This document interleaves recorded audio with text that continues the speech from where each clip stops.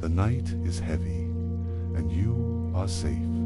If sleep feels far away tonight, don't worry, I will be here with you for as long as you need. Let the stories of old be your anchor, and let the rest find you. Deep breath in, and let the world begin to fade.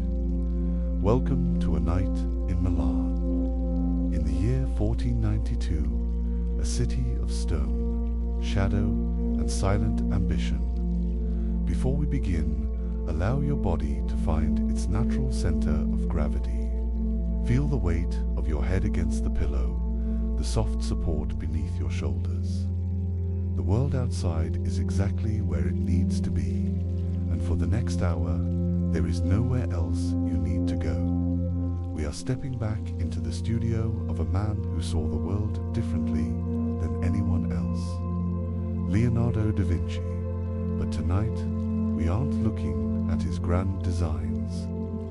We are looking at his ledger, a simple, leather-bound book that sits on a desk of dark walnut. The air in the studio is cool, smelling of linseed oil, dry earth, and the faint, sweet scent of a candle made from beeswax. It is the end of a long day. The light from the high windows has turned from a bright gold to a deep, bruised violet. Leonardo sits at his desk. He is 50 years old, his long beard resting against the soft wool of his tunic. He is writing scritch, scritch. His pen moves from right to left, a mirror image of his thoughts. He isn't writing a formula for flight. He is writing a list. Thief, liar, obstinate, glutton. He pauses, the golden candlelight reflecting in his eyes. These are the words he has used to describe his young assistant, Giacomo, whom he has nicknamed Savallo, the little devil. Saval joined Leonardo's household when he was just 10 years old. He arrived with nothing but a head of golden, unruly curls and a talent for getting into trouble. Leonardo watches the door. It is slightly ajar.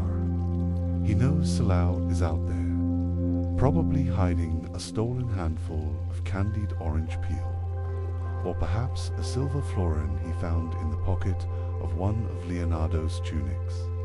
Leonardo records it all. He is a man of logic, and even the chaos of a young boy must be documented. He writes about the day Salo stole money to buy 24 pairs of shoes, a staggering number for a boy who only has 2 feet. Leonardo sighs, but his eyes are not angry. They are curious. He remembers the Turkish leather that Master Agostino di Pavia gave him for a pair of shoes. Giacomo stole it a month later and sold it to a shoemaker for 20 soldi. Leonardo wrote it down. Every theft, every lie, every time the boy supped for 2 and did mischief for 4. Imagine the sound of Salo's footsteps on the stone floor, light, quick, and always slightly irregular. He enters the room now, not with a grand entrance, but with a quiet, cat-like grace. He is 17 now, his curls still wild, his eyes still bright with a mischievous secret. He sits on a stool near Leonardo's table. He doesn't say a word. He picks up a small piece of charcoal and begins to doodle on a scrap of expensive parchment. Leonardo doesn't stop him. The primary work of the evening begins. It is a mundane, repetitive task, grinding pigments. Leonardo has a large slab of porphyry stone on the table. Beside it are small jars of raw minerals, lapis lazuli from the East Malacca, and ochre. Salo takes a small amount of the blue stone and places it on the slab. He adds a few drops of clear oil, and then he begins to move a smaller, rounded stone over the mineral swish, swish. The sound is hypnotic. It is a circular motion, steady and slow. Sallow's golden curls bounce slightly with the rhythm. The blue stone is being transformed into a deep, liquid sky. Leonardo watches. He notices how the oil binds the dust, how the friction creates a tiny bit of warmth that releases the earthy scent of the minerals. This is the boring reality of genius. Before the masterpiece, there are hours of grinding stone into dust. Swish, swish, swish. Leonardo picks up a wooden ball from the table. He places it in a beam of moonlight. He is studying the penumbra, the place where the light and shadow meet. He explains to the boy that in nature there are no lines, only the slow, logical movement from one shade to another. This is the smoke-like transition. He looks from the wooden ball to Sallow's face. He sees the blue dust on the boy's fingers, the smudge of oil on his cheek.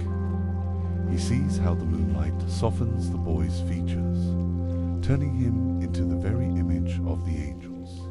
Leonardo has spent his life trying to capture on wood the logic of their relationship is simple. Though it makes no sense to the world, Leonardo provides the structure, the shoes, and the silver, and Sallow provides the humanity, the mess, the life that exists outside of a perfect geometric equation. The story follows them as they leave Milan, traveling across the mountains to the valley of the Loire in France. Leonardo is older now, his hands sometimes shaky, but Sallow is still by his side. They settle into the chateau of Clos-Luce in Angers. The rooms are larger, the stone is colder, but the routine remains the same. Leonardo sits in his workshop, surrounded by his notebooks and his unfinished paintings, the Mona Lisa, St. John the Baptist. He looks at the St. John painting. The face is familiar. It is the face of Sallow, aged by time but still carrying that same mischievous light in the eyes. Sallow is busy unpacking the crates. He finds a silk tunic that Leonardo bought him years ago in Rome. It is worn out now, but he folds it with a rare moment of tenderness. Leonardo watches him. He thinks about the 30 years they have spent together, through wars, through different kings, through the changing of the seasons. He thinks about the vineyard he has promised to leave the boy in his will. The air in the French workshop is thick with the scent of lavender and old paper. The rhythm of their life is a slow, steady pulse, a series of quiet days and even quieter nights. Leonardo stands and walks to a large wooden chest. He begins to tidy the studio. This is his nightly ritual, a way to settle his mind before sleep.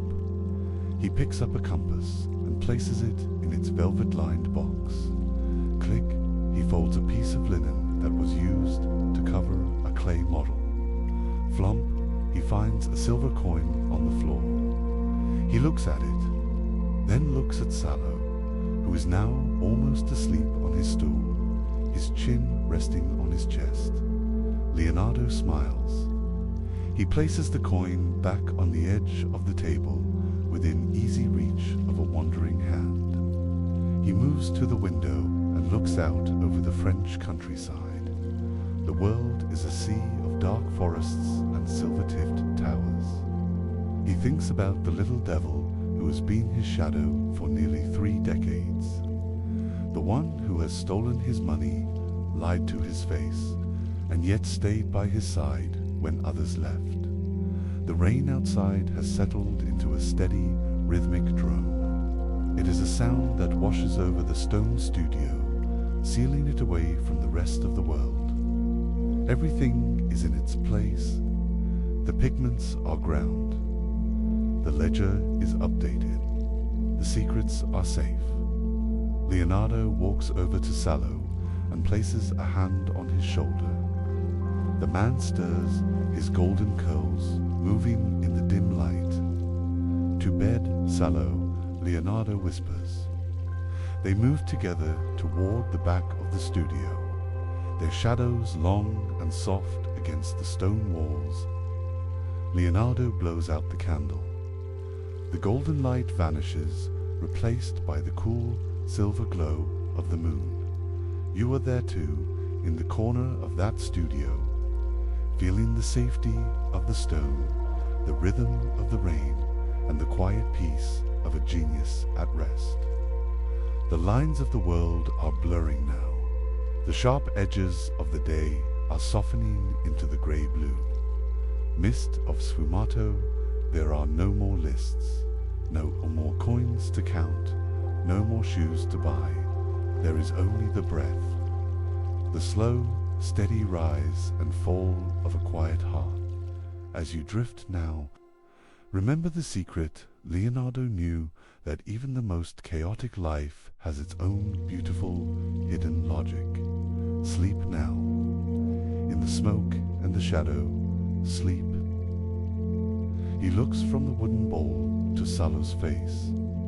He sees the blue dust on the boy's fingers, the smudge of oil on his cheek. He sees how the moonlight softens the boy's features, turning the little devil into the very image of the angels Leonardo has spent his life trying to capture on wood. The light catches a single golden curl, casting a soft, blurred shadow against the stone pillar behind him.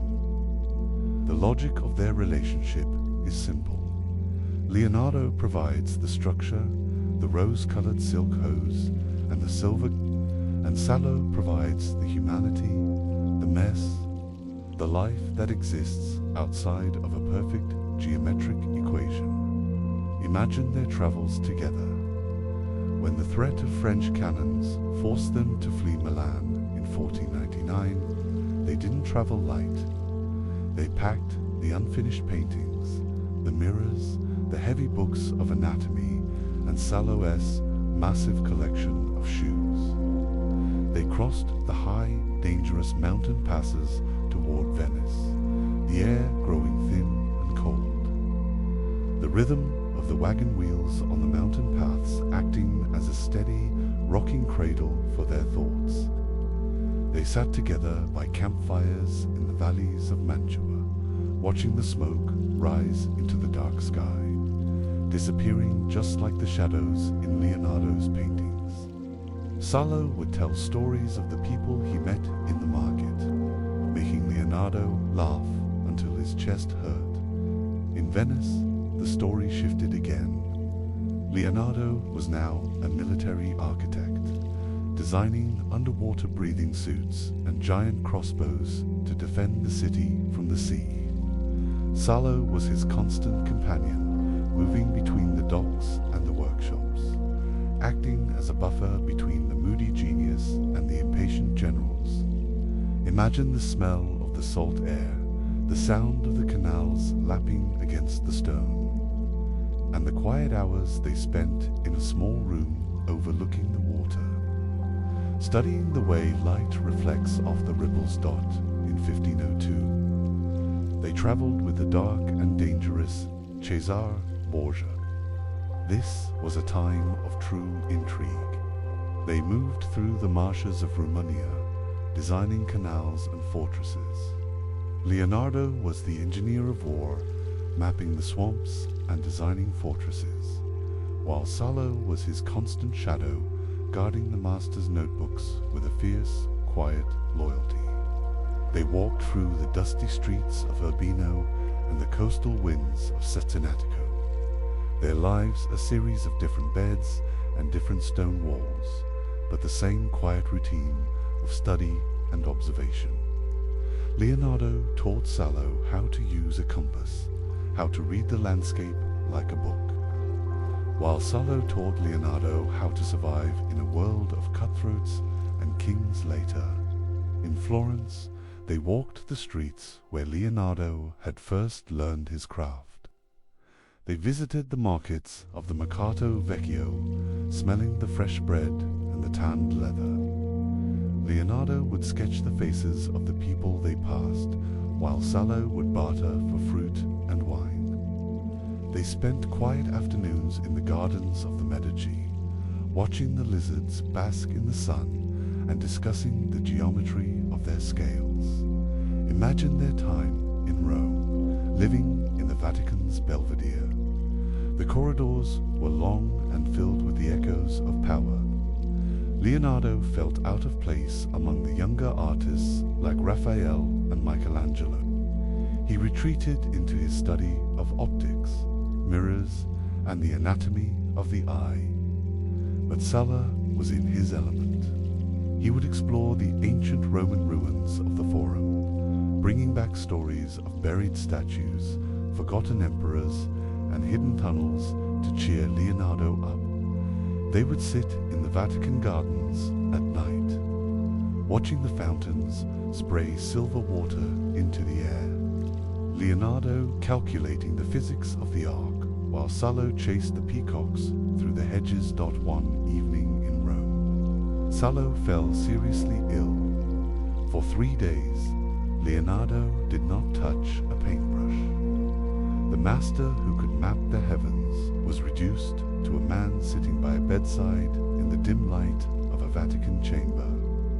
He fed the boy broth from a silver spoon, stroke by stroke.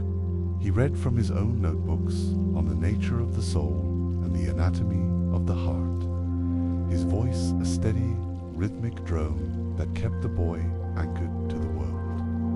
The logical man, the man who could explain the physics of a wave, was helpless in the face of a fever. When Salau finally woke, pale and weak, the first thing he did was ask for a new pair of silk shoes.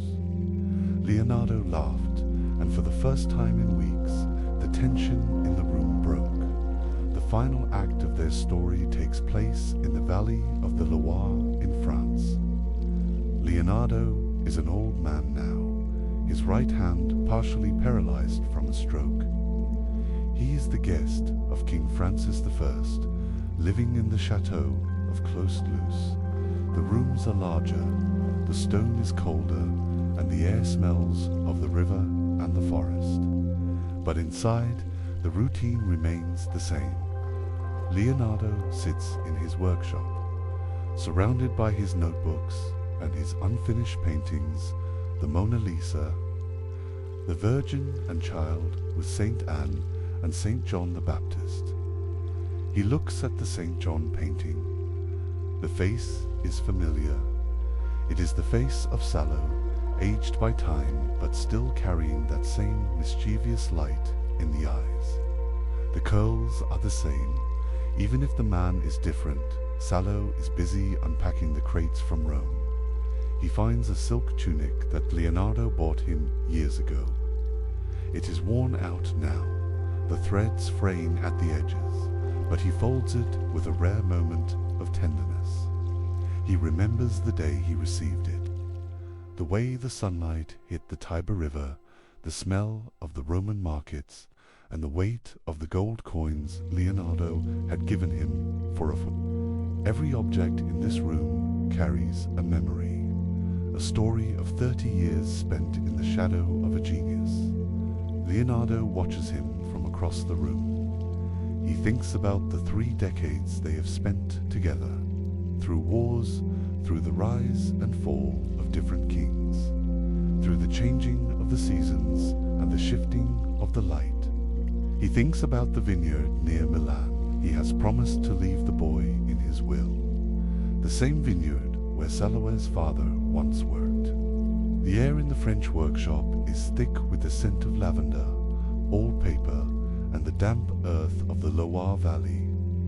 The rhythm of their life is a slow, steady pulse, a series of quiet days and even quieter nights.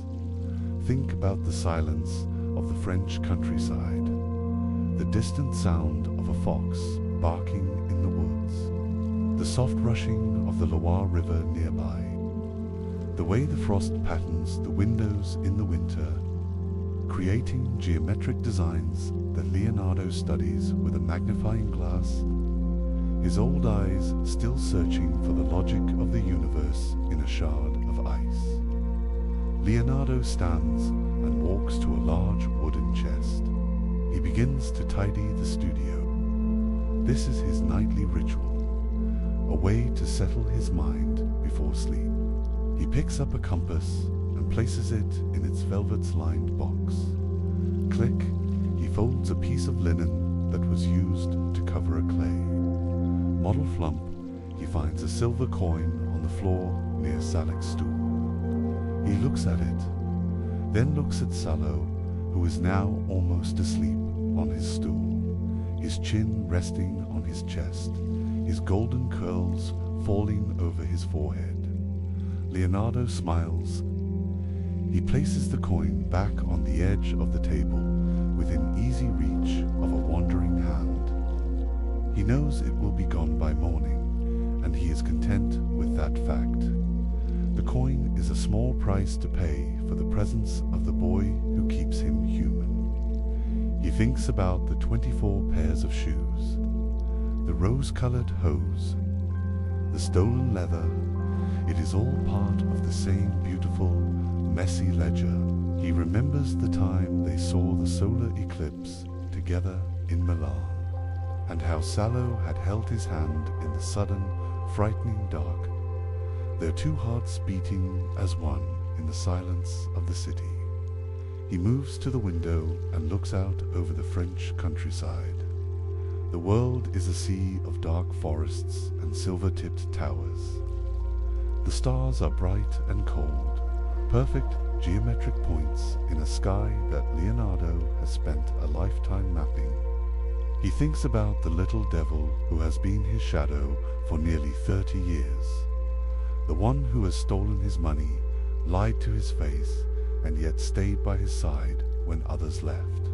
He realizes that Salo was his most successful experimenter. Study in the endurance of the human spirit. The rain outside has settled into a steady, rhythmic drone. It is a sound that washes over the stone studio, sealing it away from the rest of the world. It is a protective barrier, keeping the chaos of history outside while the logic of the studio remains intact. Everything is in its place. The pigments are ground for tomorrow. The ledger is updated. The secrets are safe. Leonardo walks over to Salo and places a hand on his shoulder. The man stirs, his golden curls moving in the dim light. To bed, Giacomo, Leonardo whispers, his voice as soft as the smoky edges of his paintings. They move together toward the back of the studio, their shadows long and soft against the stone walls, stretching and merging until they are one. Leonardo returns to the desk and blows out the final candle. Sound, a soft puff of air, followed by the hiss of a dying wick. The golden light vanishes, replaced by the cool, silver glow of the moon. You were there, too, in the corner of that studio, feeling the safety of the stone, the rhythm of the rain, and the quiet peace of a genius at rest. The lines of the world are blurring now. The sharp edges of the day are softening into the grey-blue mist of sfumato. Think of the air cooling, the weight of the blankets being pulled up, the feeling of absolute, unbreakable safety in the dark. There are no more lists, no more coins to count, no more shoes to buy. There is only the breath, the slow, steady rise and fall of a quiet heart. As you drift now, remember the secret Leonardo knew, that even the most chaotic life has its own beautiful, hidden logic. Your journey for tonight is over. The past is settled. The night is yours. Sleep now. In the smoke and the shadow, sleep Wait for 60 seconds of rain, sound sleep.